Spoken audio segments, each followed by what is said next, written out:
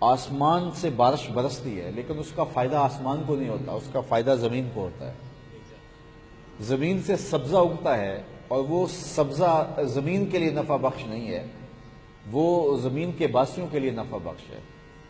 درخت پھل دیتے ہیں لیکن اپنے لیے نہیں، لوگوں کے لیے، چھاؤں دیتے ہیں اپنے لیے نہیں، لوگوں کے لیے۔ تو یہ سسٹم ہے معاشرت کا اور پوری دنیا کا کہ ایک دوسرے کے لیے جیا جاتا ہے، اور جب باپ اپنے اوپر سب کو جھیلتا ہے اور اولاد کو راحت پہنچاتا ہے، ماں خود گیلے بستر پہ لیٹتی ہے اور اولاد کو راحت پہنچاتی ہے، اولاد تکلیفیں برداشت کر کے ماں باپ کو راحت پہنچاتی ہے۔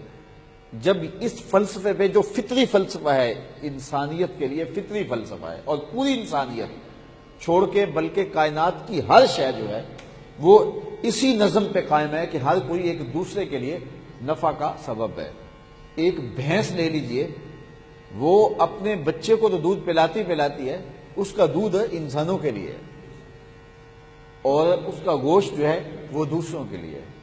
تو وہ اپنی نسل کی اتنی خدمت نہیں کر رہی جتنی انسانوں کی خدمت کر رہی۔ درختوں کے پھل انسانوں کے لیے، تو ہم ایک دوسرے کے لیے جو ہے وہ نفع کا سبب ہیں اور ایک دوسرے کے لیے جو ہے وہ راحت کا سبب ہیں۔ اور جب انسانی معاشرت اس ترتیب سے آئے گی تو پھر ایک اچھا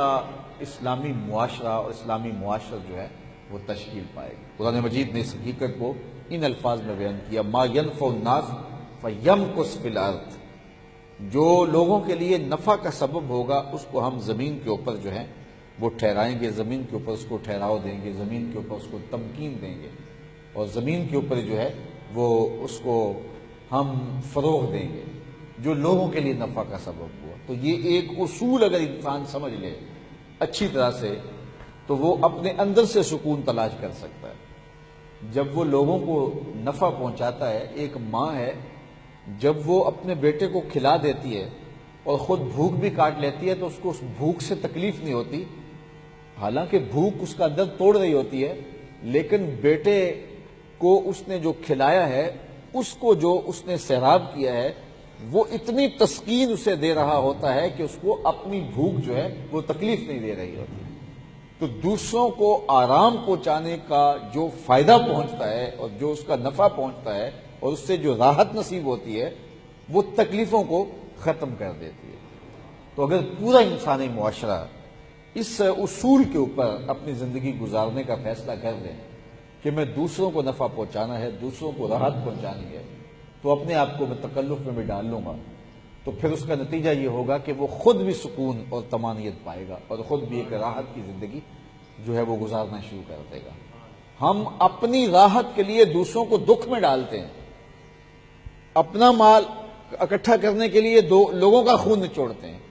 اپنی خوشیوں کے لیے لوگوں کو دکھ دیتے ہیں، لوگوں کو اذیت پہنچاتے ہیں، اپنے آرام کے لیے لوگوں کو بے آرام کرتے ہیں، اور پھر جو ہمارا مطلوبہ مقصد ہوتا ہے وہ ہمیں حاصل نہیں ہوتا۔ لیکن اگر ہم لوگوں کے آرام کے لیے اپنے آپ کو بے آرام کریں، لوگوں کو کھلانے کے لیے خود بھوکے رہیں، لوگوں کو راحت پہنچانے کے لیے خود اپنے آپ کو ضرر اور مصیبت میں ڈال لیں، اور لوگوں کا پیٹ پالنے کے لیے خود جو ہے وہ اپنے پیٹ پہ پتھر باندھ لیں، تو پھر ہماری زندگی پرسکون زندگی گزرے گی۔ اس لیے کہ جو طمانینت ہے، جو سکون ہے، وہ باہر سے نہیں پھوٹتا، وہ اندر سے پھوٹتا ہے۔ تو ہمیں یہ ایک زندگی گزارنے کا ڈھب دیا گیا ہے، ہمیں زندگی گزارنے کا یہ ایک اصول دیا گیا ہے۔ چونکہ تزکیہ اعضاء پر بعد 5-6 خطبات جمعۃ المبارک سے ہو رہی ہے، تو یہ ایک خاص نقطہ ہے تزکیہ اعضاء کا، جو تھوڑا سا باریک تو ضرور ہے اور اس کو بڑی حساسیت کے ساتھ سمجھنے کی ضرورت ہے کہ ہم اپنی زبان سے کسی کو گالی نہ دیں، زبان کا تزکیہ کر لیں، زبان کو گالی سے پاک کر لیں، کسی کی غیبت نہ کریں، جھوٹ نہ بولیں، اور جو دیگر زبان کی غلاظتیں اس سے زبان کو پاک کریں، ہاتھ سے کسی پہ ظلم نہ کریں، ہم پاؤں سے کسی کو ٹھوکر نہ دیں۔ یہ تو ہے، لیکن ہمیں جو تزکیے کا حکم دیا گیا ہے اس میں حساسیت اتنی ہے کہ ہم اپنے رویے سے بھی کسی کو تکلیف نہ دیں۔ یہ ہماری شریعت کا مزاج ہے اور یہ ہمیں سبق دیا گیا ہے۔ ہمیں کہا گیا کہ گوشائے چشم سے بھی کسی کا مذاق نہ اڑاؤ۔ یعنی تم زبان سے کسی کو تکلیف نہیں دیتے ہو، تم کسی کو گالی گلوچ نہیں کرتے ہو، تم کسی کو پاؤں سے ٹھوکر نہیں مارتے ہو، تم کسی کا مال غصب نہیں کر رہے ہو، تم کسی کا حق غصب نہیں کر رہے ہو، لیکن تم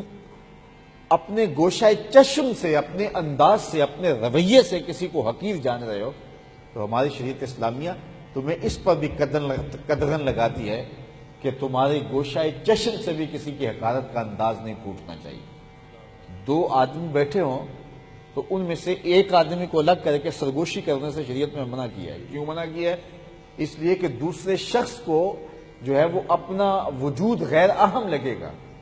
کہ ہم دو بیٹھے ہوئے تھے، اس کو بلا کر کے اس کے کان میں سرگوشی کی ہے، یہ کوئی اہم شخص ہے اور میں غیر اہم ہوں۔